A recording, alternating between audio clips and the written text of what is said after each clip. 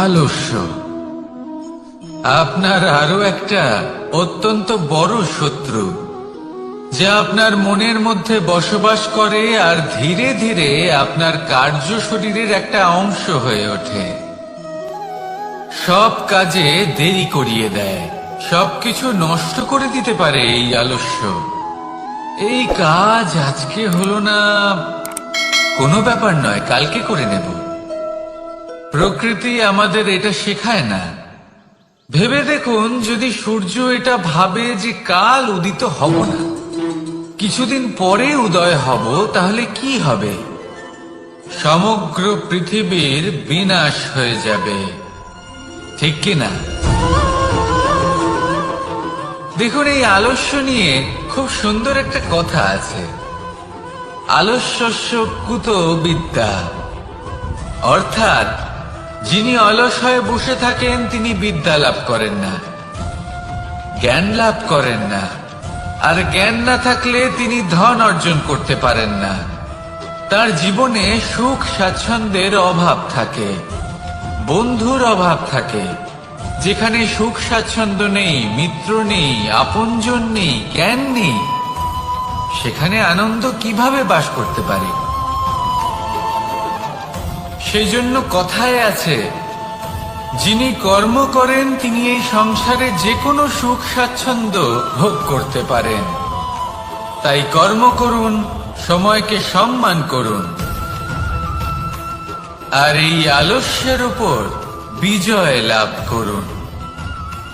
আর আমার সাথে ভালোবেসে বলুন, রাধা রাধা। জীবনে যদি আপনি বন্ধু লাভ করতে চান, তাহলে আপনাকে অনেকগুলো কাজ করতে হবে। প্রথমে একজন যোগ্য পাত্র সন্ধান করতে হবে, তারপর তার সাথে সময় কাটাতে হবে, সুখ দুঃখে তার সাথে থাকতে হবে, তবে গিয়ে সে বন্ধু হবে। কিন্তু যদি আপনি শত্রু খুঁজতে চান, তাহলে কোথাও যাওয়ার দরকার নেই, কারণ আপনার সব থেকে বড় শত্রু আর কোথাও নেই, আপনারই মনের মধ্যে, আপনার চেতনায় রয়েছে। ক্রোধ, মোহ, লোভ, কাম, মদ, মাৎসর্য। এমন 6 সব থেকে বড় শত্রু, যা আপনার আগামী 7 জন্ম নষ্ট করে দিতে পারে, যদি আপনি এদের না সামলাতে পারেন। এবার এদের সাথে যদি যুদ্ধ করতে হয়, তাহলে একটা মহাভারতের মতো দেখুন, যেখানে অর্জুনও আপনি আর কৃষ্ণ সেই আপনি। কারণ এই যুদ্ধ আর অন্য কারোর সাথে নয়, বরং নিজের সাথে। এগুলো অন্তর মনের যুদ্ধ, আর এটা জয় করা যেতে পারে নিয়ন্ত্রণ এবং অনবরত চেষ্টার দ্বারা। তাই এটাই করুন, এই 6 শত্রুকে পরাজিত করুন এবং আমার সাথে ভালোবেসে বলুন, রাধা রাধা। বেশিরভাগ মানুষই এই কথা জানেন যে আমাদের শরীর 5টি তত্ত্ব দ্বারা নির্মিত, যাকে আমরা পঞ্চতত্ত্ব বলি। জল, অগ্নি, বায়ু, ধরিত্রী এবং আকাশ। এবার এই কথা আমরা সকলে জানি, কিন্তু এগুলোর সাথে কিছু গুণ জড়িয়ে রয়েছে যেগুলো আমরা দেখতে পাই না। যদি এই গুণগুলি আমরা আত্মসাৎ করতে শিখে যাই, তাহলে সাক্ষাৎ পরমেশ্বরের দর্শন আমরা পেতে পারি। যদি কথা বলি প্রথম তত্ত্বের, জলের কথা, জল যা প্রত্যেক জ্বলনকে শীতলতা প্রদান করে।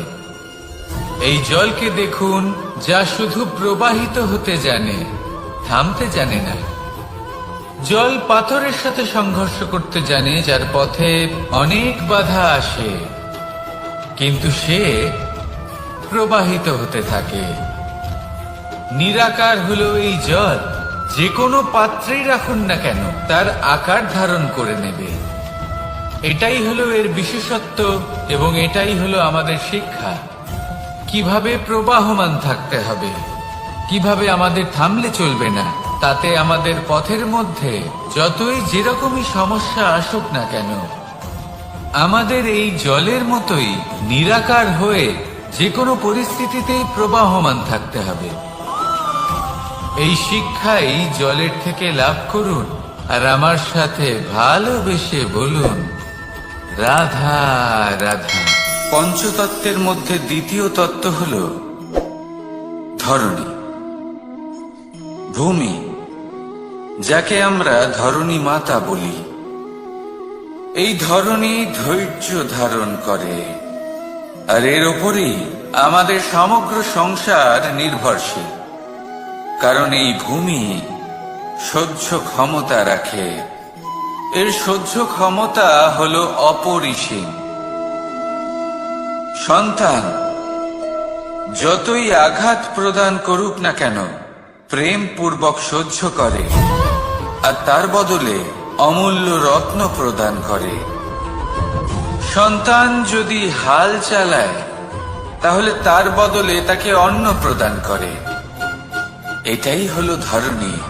এবার এর থেকে আমরা কি শিক্ষা পেতে পারি? এটাই যে কারোর জন্য কিছু করা বা কাউকে কিছু দেওয়া মনে কোনো কামনা ছাড়াই। আর এই কথাটা বুঝে যান, যদি কারোর জন্য কামনা না রেখে বা কোনো পাওয়ার আশা না রেখে কারোর জন্য কিছু করেন বা কারোকে কিছু দেন, যদি এটা আপনি শিখতে পারেন, তবে আপনি ভালোবাসতে শিখে গেছেন। আর সেই জন্যই এই ধরিত্রীকে মাতা বলা হয়। কারণ মাতা শুধু উনি নন যিনি গর্ভে সন্তানকে ধারণ করেন, মাতা তো উনিও যিনি জীবন বাঁচতে শেখান, যিনি জীবন বাঁচার উদাহরণ প্রদান করেন। তাহলে ধরণীর থেকে এই নিঃস্বার্থ ভাব শিখুন, নিঃস্বার্থ ভালোবাসা শিখুন, আর এই ভালোবাসার সাথেই বলুন, রাধা রাধা। বায়ু পঞ্চতত্ত্বের মধ্যে তৃতীয় তত্ত্ব। কেউ একে সমীর বলে, আবার কেউ একে পবন বলে। প্রথম কথা হলো এটাই যে এই বায়ু আমাদের জীবন দান করে প্রতিদিন, প্রত্যেক মুহূর্তে।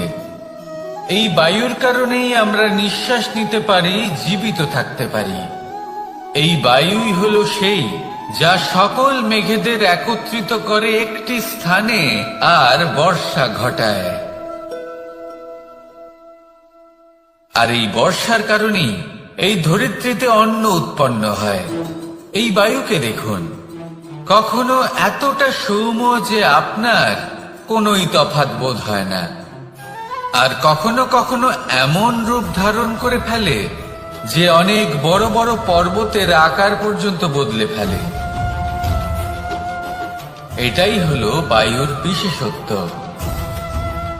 বায়ু শেখায় যে সময়ের সাথে সাথে বইতে থাকো, সকলকে জীবন দান করো, সকলকে সাহায্য করো, কিন্তু যখন বিপদ সামনে আসবে তখন দৃঢ় হয়ে সম্মুখীন হও।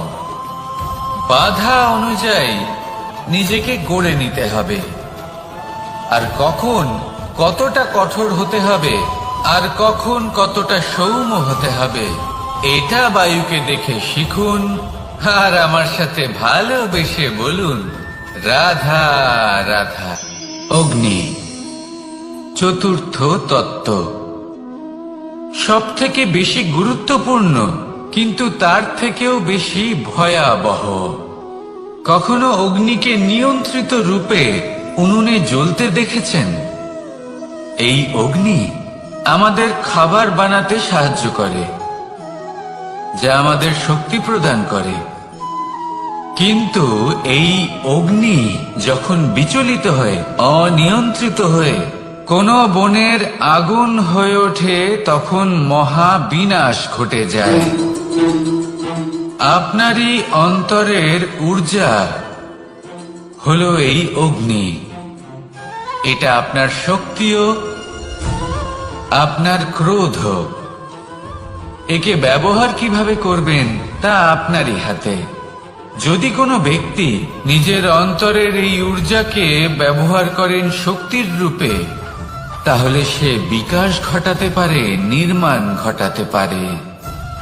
কিন্তু যদি কোনো ব্যক্তি তার অন্তরের ঊর্জাকে বিধ্বংসী অস্ত্র বানিয়ে ফেলেন, তাহলে নিশ্চিত রূপে মহা বিনাশ ঘটতে পারে, যাতে বিনাশ তারও অবশ্যই হবে। অনেক বছর পূর্বে এমনই এক আগুনের দ্বারা এই সুন্দর পৃথিবীর নির্মাণ হয়েছিল, আর অনেক বছর পূর্বে এমন এক আগুনেই সমস্ত জীব এবং সংসার বিলুপ্ত হয়ে গেছিল। এবার আপনি আপনার অন্তরের ঊর্জা দ্বারা বিনাশ ঘটাতে চান নাকি নির্মাণ ঘটাতে চান, সেই সিদ্ধান্ত আপনারই। আসুন আমার সাথে ভালোবেসে বলুন, রাধা রাধা। পঞ্চম তত্ত্ব, আকাশ, নব, ব্যোম।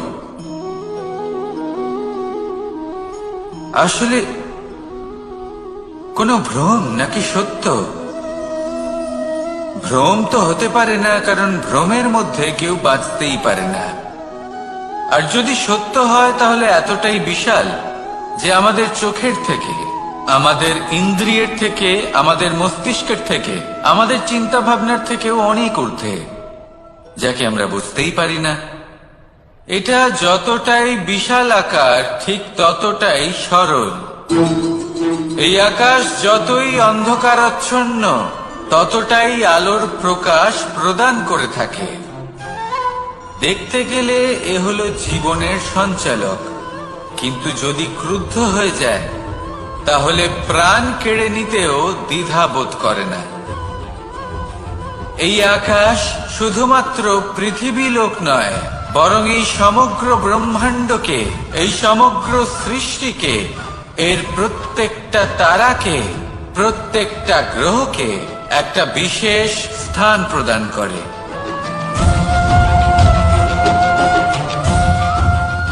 এর নিজের কোনোই অস্তিত্ব নেই, কিন্তু সকলকে অস্তিত্ব প্রদান করে। এটাই হলো এই আকাশের মাহাত্ম্য। এই আকাশে হলো মাহাত্ম্যের প্রতিরূপ, যা আমাদের ভাবনা দ্বারা উৎপন্ন হয়। আপনিও আকাশের মতো এই বোধকে আপন করে নিন। আপনার জীবনও আকাশের মতন মহান এবং বিশাল হয়ে উঠবে। আর তখনই মন সুপ্রসন্ন হয়ে বলবে, রাধা রাধা। কাম, তৃতীয় পুরুষার্থ।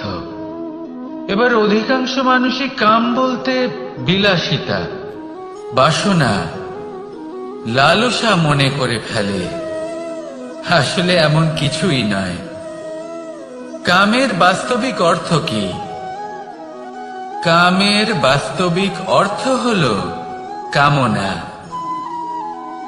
প্রতিটা ব্যক্তি, প্রতিটা মানুষ, প্রতিটা জীব এই সংসারে কোনো না কোনো বিশেষ কারণে আসে।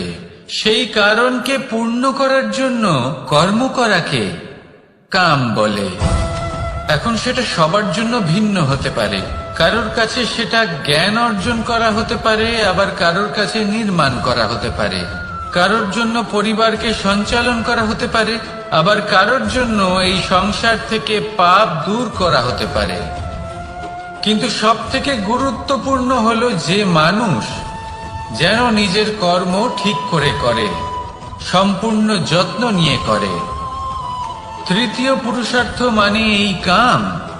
এটার অনুচিত অর্থ নিজেকে বোঝানো মানেই সমগ্র জীবনকে অর্থহীন করে দেওয়া। তাই প্রেম দ্বারা আপনার এই সংসারে আসার কারণটাকে অনুসন্ধান করুন, আর এই প্রেমের সাথেই বলুন, রাধা রাধা। এবার এই পুরুষার্থের বিষয়ে আপনারা অবশ্যই শুনেছেন। মোক্ষ, চতুর্থ পুরুষার্থ। আপনারা কি জানেন এই মোক্ষ আসলে কি? ধর্ম, অর্থ, কামনার পালন করতে করতে মৃত্যু লাভ করা, এটাই কি মোক্ষ? না, মোক্ষ হলো সেটাই যা জন্ম এবং মৃত্যুর ঊর্ধ্বে। প্রত্যেক ব্যক্তি, প্রত্যেক জীবই সংসারে কোনো না কোনো বিশেষ প্রয়োজনে আসে। ধর্মপথে, সৎপথে অর্থ উপার্জন করা, প্রয়োজনকে পূর্ণ করার চেষ্টা করতে করতে সেই প্রয়োজনকে পূর্ণ করা তাকে মুক্তির পথে নিয়ে যায়, যা হলো মোক্ষ। যদি এই মোক্ষ লাভ না হয়, তাহলে মানুষ জন্ম এবং মৃত্যুর এই চক্রে বারবার ফিরে আসবে। তাই নিঃস্বার্থভাবে সদ্ভাব নিয়ে কর্ম করুন, সকলকে ভালোবাসুন, আর আমার সাথে বলুন, রাধা রাধা। মানুষ বড়ই বিচিত্র প্রাণী। অধিক থেকে অধিকতর ধন লাভ করার চেষ্টায় নিজের শরীরকে নষ্ট করে ফেলেন, নিজের শক্তি হারিয়ে ফেলেন, নিজের সামর্থ্য হারিয়ে ফেলেন। আর যে ধন লাভ করেন সেটা কোথায় যায়?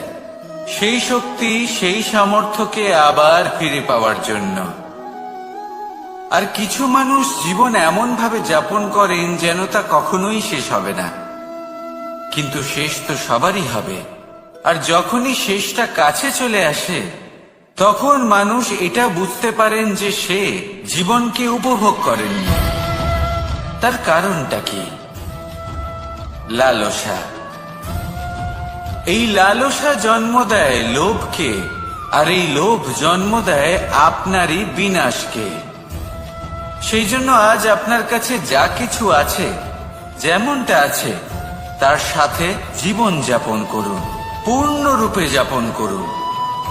আপনার কাছে যতই ধন, শক্তি, মান থাকুক, তা সবার মধ্যে ভাগ করতে শিখুন। ভাগ করলে ভালোবাসা বাড়ে, আর এই ভালোবাসা দ্বারা জীবন আরো সুখময় হয়ে ওঠে। তাহলে আসুন আর আমার সাথে ভালোবেসে বলুন, রাধা রাধা। মন, জীবনে যখনই কোনো বস্তু বা সুখ স্বাচ্ছন্দ্য অধিক মাত্রায় আপনার কাছে চলে আসে, তখন নিজেকে শ্রেষ্ঠ মনে করার একটা প্রবণতা দেখা যায়, যা হয় আত্মবিশ্বাসে পরিণত হয়, নয়তো অহংকারে। এবার আত্মবিশ্বাস আর অহংকারের মধ্যে অনেক বড় পার্থক্য রয়েছে। আমি এটা করতে পারি, আমি ওটাও করতে পারি, এ হলো আত্মবিশ্বাস।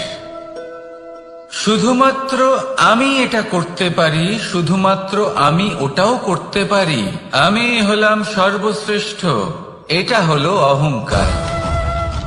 এবার এই অহংকারের ধ্বনি অনেক দূর প্রবাহিত হয়, আর এর প্রহার সর্বপ্রথম আপনাকে বিপর্যস্ত করে।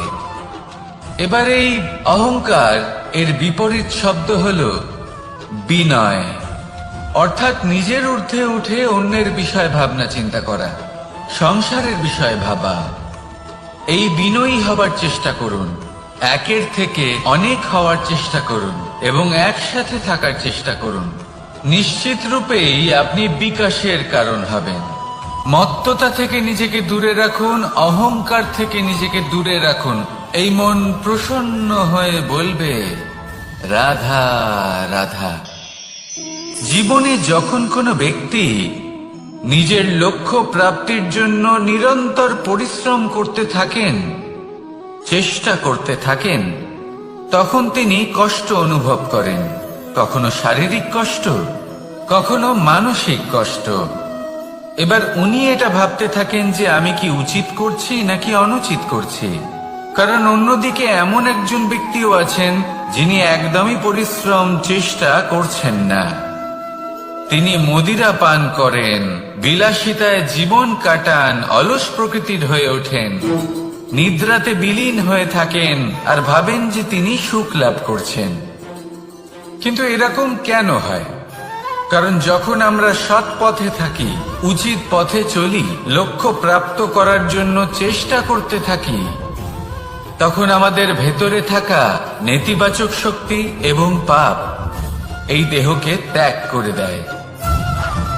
আর এই অনুভূতিটাই আমাদের দুঃখের অনুভূতি দেয়, কষ্ট দেয়।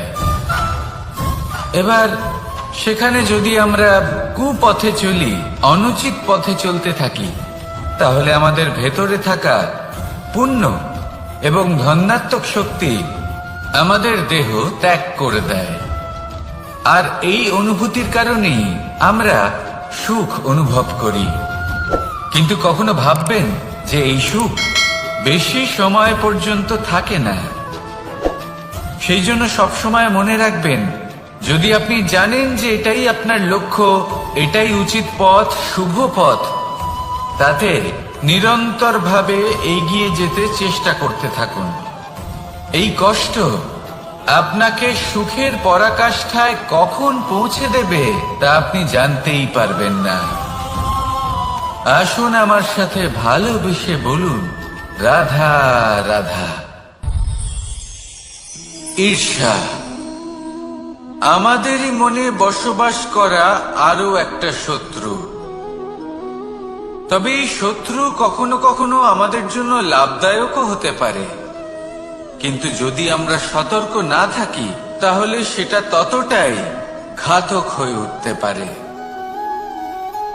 যদি আপনার কোনো প্রতিদ্বন্দ্বী থেকে থাকে যে এগিয়ে চলেছে, তাকে দেখে আপনার মনে ঈর্ষা উৎপন্ন হয়, আর ঈর্ষাবশত আপনি নিরন্তর চেষ্টা করতে থাকেন, পরিশ্রম করতে থাকেন সামনে এগোনোর জন্য, তাহলে তার দ্বারা আপনার বিকাশই হবে।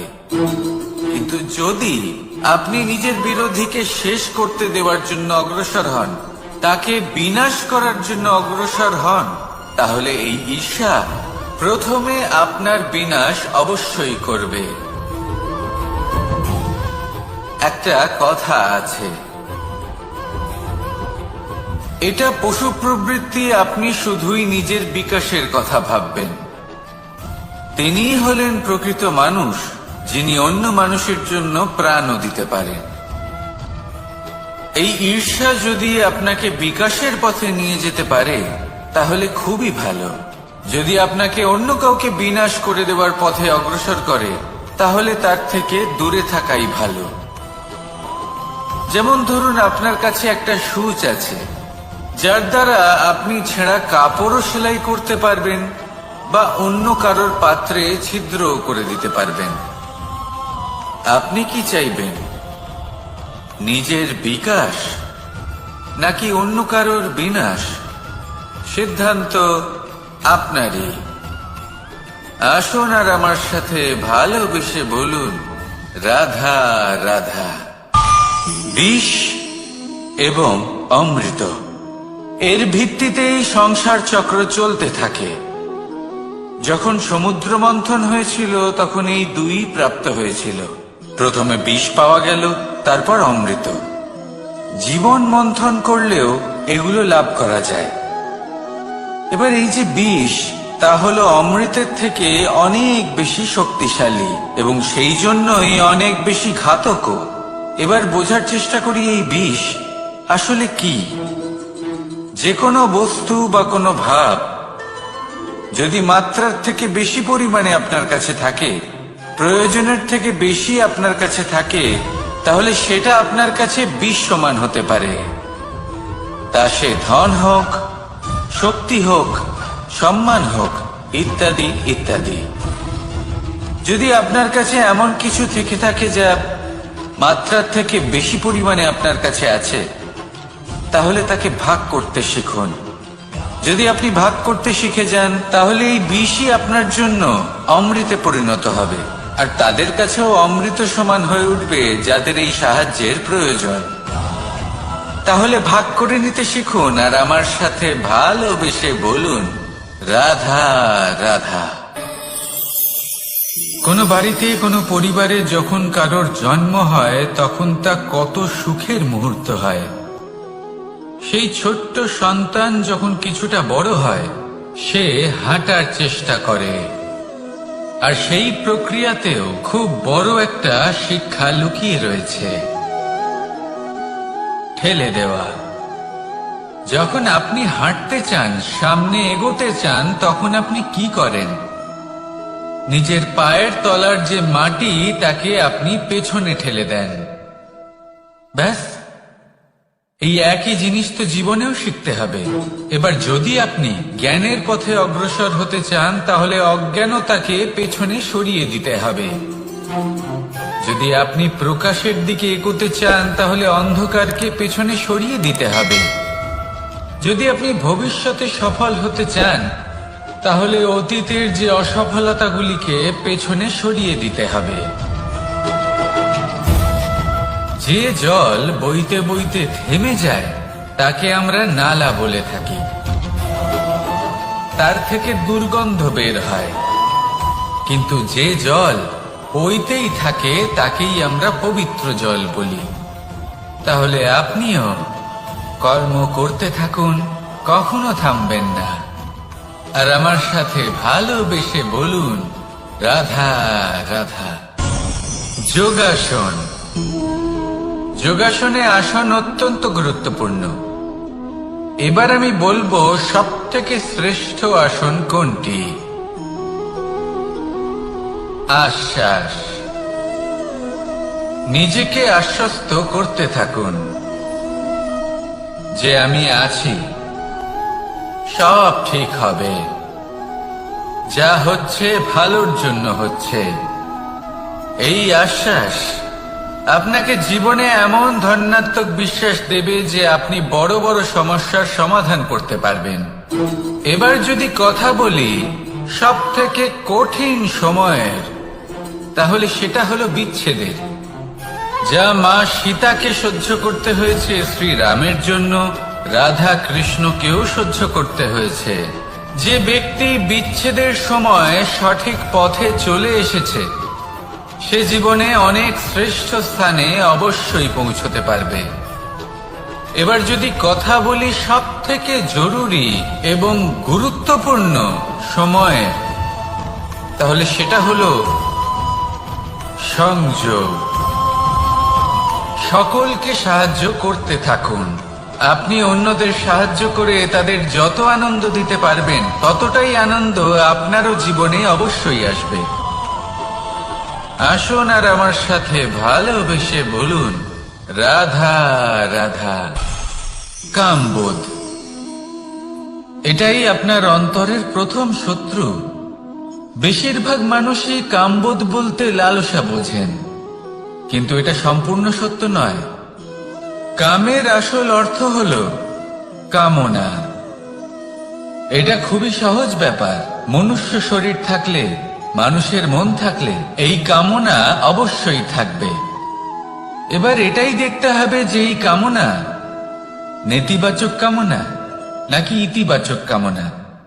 অন্য কারোর জিনিসে নজর দেওয়া, অন্য কোনো মানুষের উপর নজর দেওয়া, কোনো অনুচিত বস্তুর দিকে নজর দেওয়া, এই নেতিবাচক কামনা। আর এই দুষ্কামনা মানুষকে দিয়ে অপকর্ম করাবেই করাবে। তাই মনে রাখবেন, যে ব্যক্তি নিজের কামনাকে নিয়ন্ত্রণে রাখতে পারেন, তিনি সঠিক পথেও থাকেন, সঠিক লক্ষ্যে পৌঁছতেও পারেন। যিনি কামনা নিয়ন্ত্রণে রাখতে পারেন না, তিনি তার পথও হারিয়ে ফেলেন এবং লক্ষ্যচ্যুতও হন। তাই মনে রাখবেন, নিজের কামনাগুলিকে নিয়ন্ত্রণে রাখুন। কাম নামক এই শত্রুর ওপর বিজয় লাভ করুন। আর আমার সাথে ভালোবেসে বলুন, রাধা রাধা। ক্রোধ। আপনার অন্তরের আরো একটা শত্রু। এই ক্রোধ আসলে কি? আপনার মনের এক ভাবনা, যা আপনার মনেই উৎপন্ন হয়। এই মন আত্মার সাথে যুক্ত থাকে। এখন একটা ভাবনা যা আত্মার সাথে যুক্ত থাকে, তাকে অনুচিত কেন বলা হয় সেটা বোঝার চেষ্টা করুন। ক্রোধ কখনো কখনো জরুরি হয়, বিশেষ রূপে তখন যখন আপনি সঠিক পক্ষে দাঁড়িয়ে রয়েছেন এবং সামনের ব্যক্তি অধর্মের পক্ষে রয়েছেন আর বিনম্রভাবে মানছেন না। যেমন শ্রীরাম ক্রুদ্ধ হয়েছিলেন সাগরের ওপর। ওটা উচিত ছিল, আর তা ততক্ষণই উচিত যতক্ষণ আপনি ক্রোধকে নিয়ন্ত্রণ করছেন। যদি ক্রোধ আপনাকে নিয়ন্ত্রণ করতে শুরু করে, তাহলে পরিস্থিতি এমনও হতে পারে, ধরুন একজন ব্যক্তির প্রতি ক্রোধের কারণে আপনি তার ক্ষতি করতে চান। আপনি একটা কয়লা হাতে নিলেন, আর সেই কয়লা সামনের ব্যক্তির ক্ষতি করার পূর্বে আপনার হাত জ্বালিয়ে দেবে। ব্যাস, ক্রোধ এটাই করে। সর্বপ্রথম আপনার ক্ষতি করে, আপনার বিবেক হরণ করে নেয়, আপনি আপনার নিয়ন্ত্রণ হারিয়ে ফেলেন, আর সবকিছু নষ্ট হয়ে যায়। বেশিরভাগ মানুষ ক্রোধে এমন সিদ্ধান্ত নেন যে সেটা তাদেরই বিনাশের কারণ হয়ে দাঁড়ায়। আর কিছু মানুষ বলেন যে আমাদের জীবনে এত যন্ত্রণা আছে, এত সংকট আছে যে ক্রোধ উৎপন্ন হবেই। আর এরকম সময় এটাই উচিত হবে যে আপনি নিজেকে ক্রোধের থেকে দূরে রাখুন, আর তারপর সমস্যার নিবারণ করুন। আর এই নিবারণই আপনার জীবনকে একটা শ্রেষ্ঠ স্তরে পৌঁছে দেবে। তাহলে ক্রোধ থেকে দূরে থাকুন, সুপ্রসন্ন থাকুন, আর আমার সাথে ভালোবেসে বলুন, রাধা রাধা। লোভ আপনার অন্তরের আরো একটা শত্রু। দেখতে গেলে এটা একটা শব্দ, একটা সংস্কৃত শব্দ, লব ধাতু থেকে উৎপন্ন হয়েছে। এর অর্থ কিছু লাভ করা। কিছু লাভ করা অনুচিত নয়, আরো কিছু লাভ করাও অনুচিত নয়, কিন্তু সব থেকে বেশি আমি লাভ করব। আমি আরো চাই, আরো বেশি চাই, আরো বেশি পেতে চাই। এটাই হলো লোভ।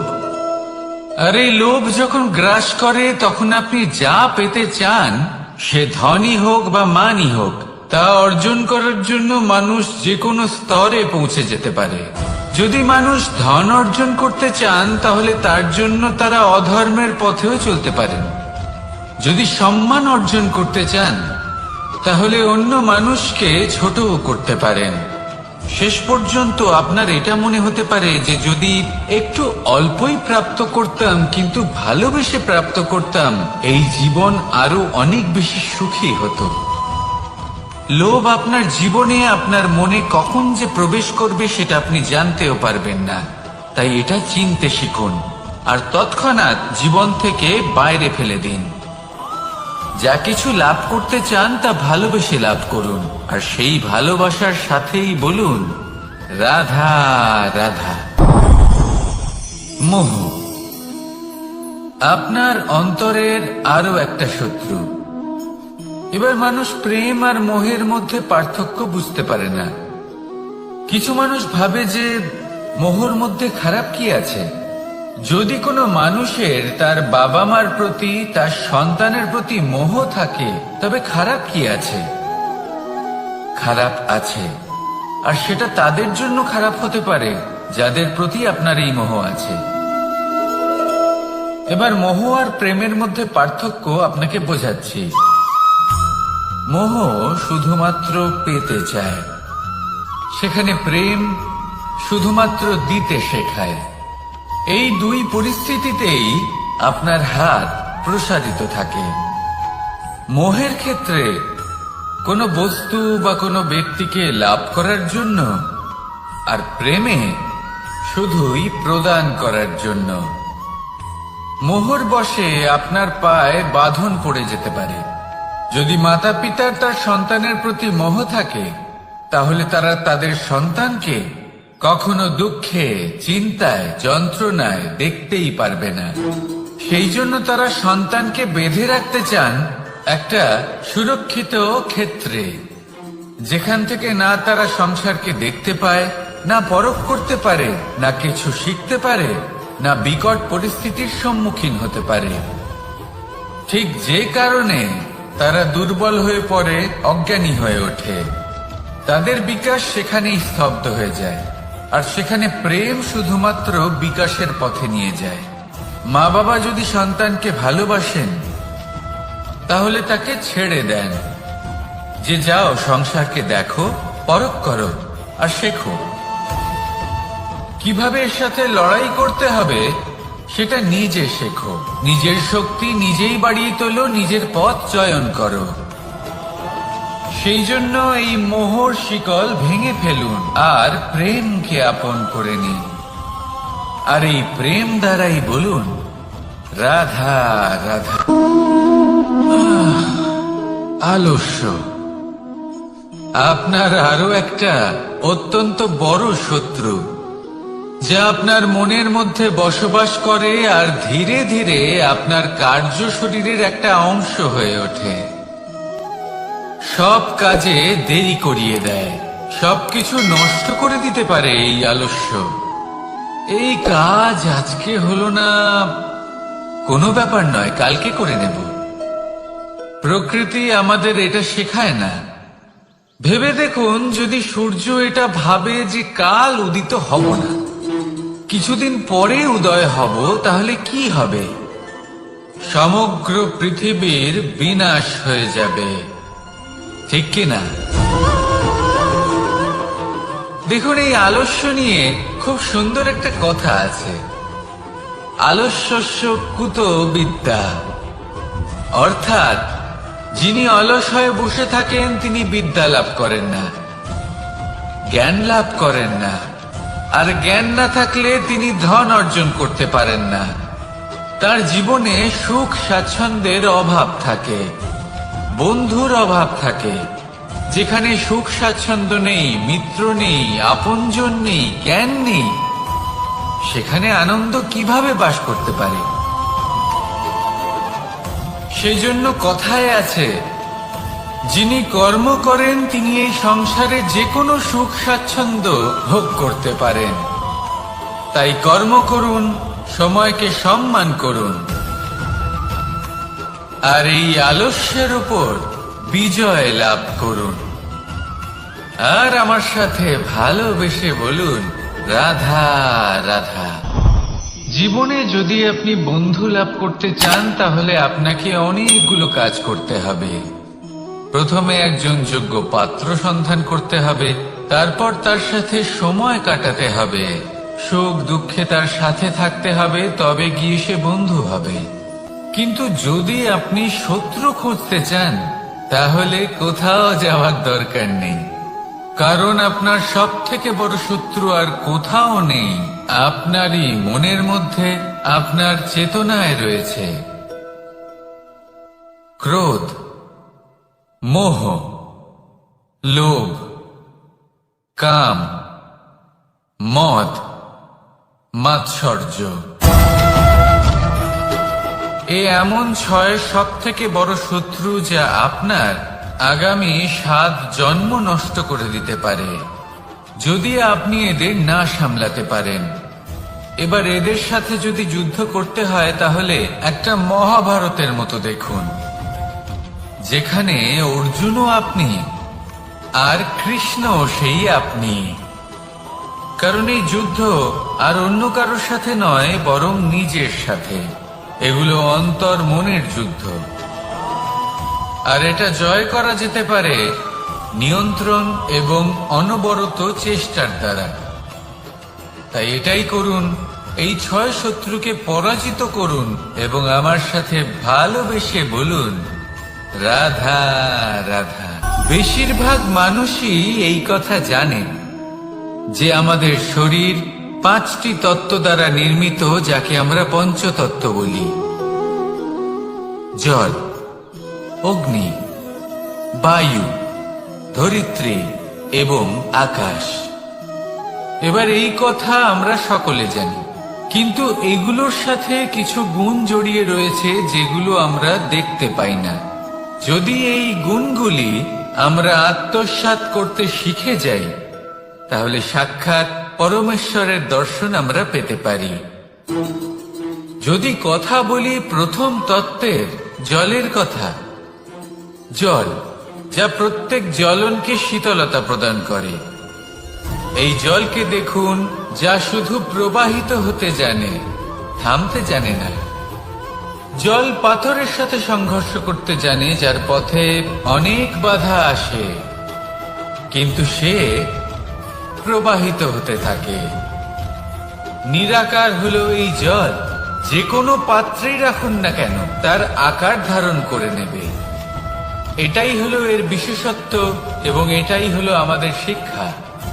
কিভাবে প্রবাহমান থাকতে হবে, কিভাবে আমাদের থামলে চলবে না, তাতে আমাদের পথের মধ্যে যতই যেরকমই সমস্যা আসুক না কেন, আমাদের এই জলের মতোই নিরাকার হয়ে যে কোনো পরিস্থিতিতেই প্রবাহমান থাকতে হবে।